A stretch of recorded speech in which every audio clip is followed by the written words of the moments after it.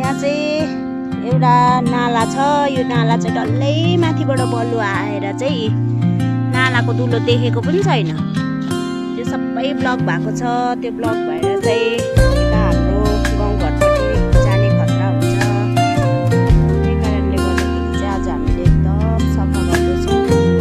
आज मेडेको दिनमा, नेबर डेको दिनमा बुढाबुढीले चाहिँ यसो गाउँ समाज सेवा गर्ने, साफसफाइ गर्ने पनि एउटा श्रमदान गरौँ न सल्लाहले चाहिँ दुईजना बुढाबुढी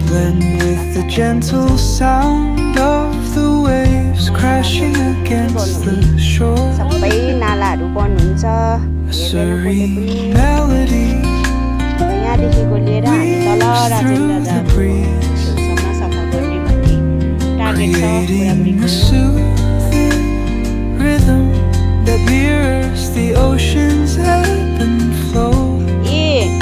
यहाँनिर हामीलाई फेरि काकाले पनि साथ दिनु आउनु भएको छ।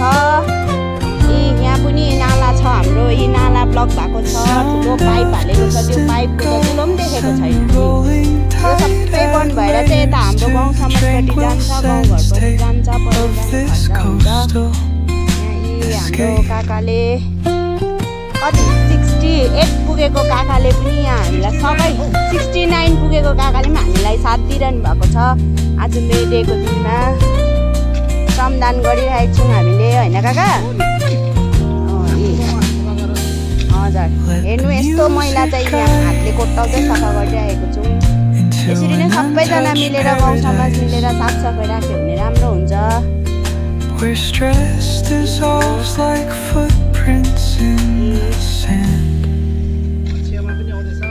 छेमा पनि आउनु हुँदैछ। छेमा पनि आउनु हुँदैछ। छेमा पनि साथ दिनु हुँदैछ हामीलाई।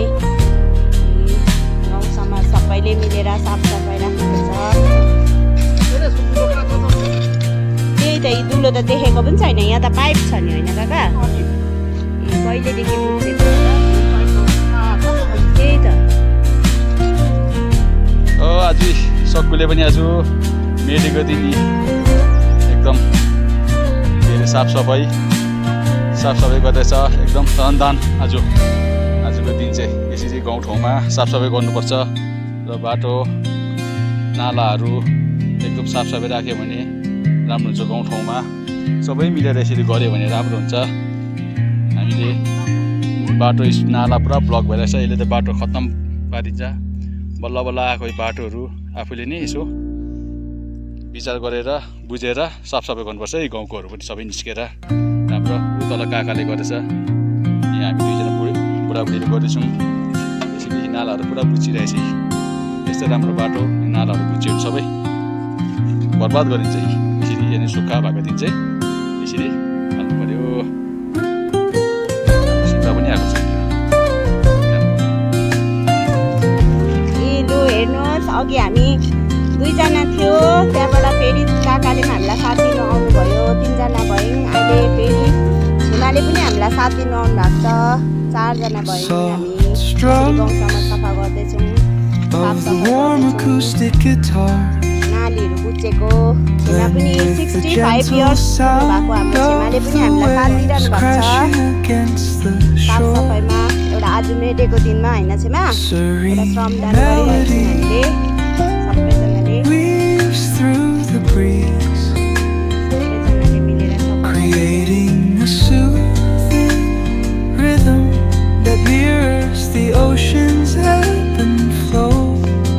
अहिले काकाले यहाँ कति बोरा चाहिँ झन्डै 20 बोरा जस्तो चाहिँ हाल्नु भएर चाहिँ अहिले बल्ल यो पाइपको दुलो देख्दैछ।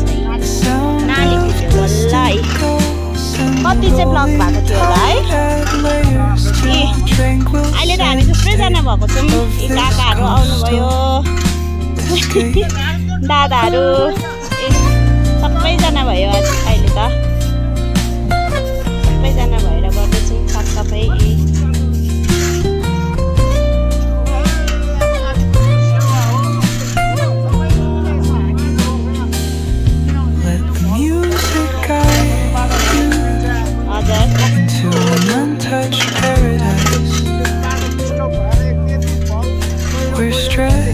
souls like footprints in the sand.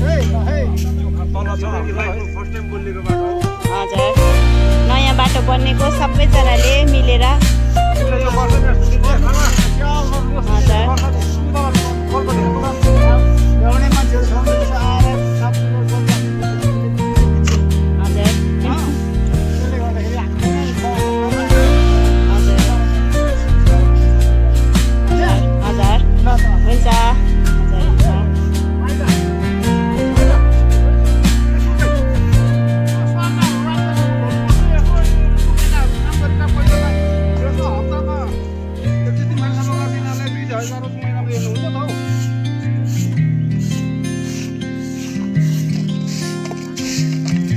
लु कति बोरा फालेर चाहिँ बादमा यो होम पाइपको दुलो भेट्यो यी नाला बल्ल सफा भयो खै दादा हेर्नु अन्त यी नाला कति बोरा जति फाल्नु भयो 10-15 बोरा चाहिँ फाल्यो 10-15 बोरा फाल्दा बल्ल Sorry, I don't provide instrumentals here, but let me know if you like song lyrics inspired by the idea of travel adventure.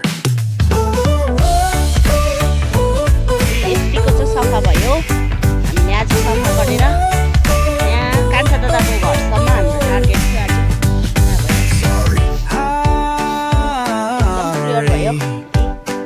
I don't provide instrumentals here, but let me know if you like song lyrics inspired by the idea of travel adventures.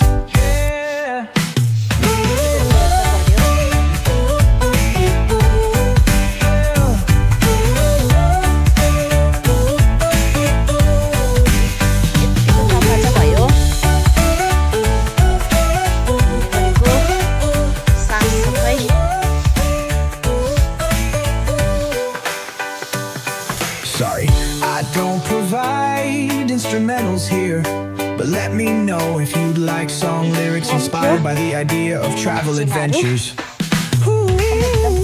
I don't provide instrumentals here, but let me know if you'd like song lyrics inspired by the idea of travel adventures.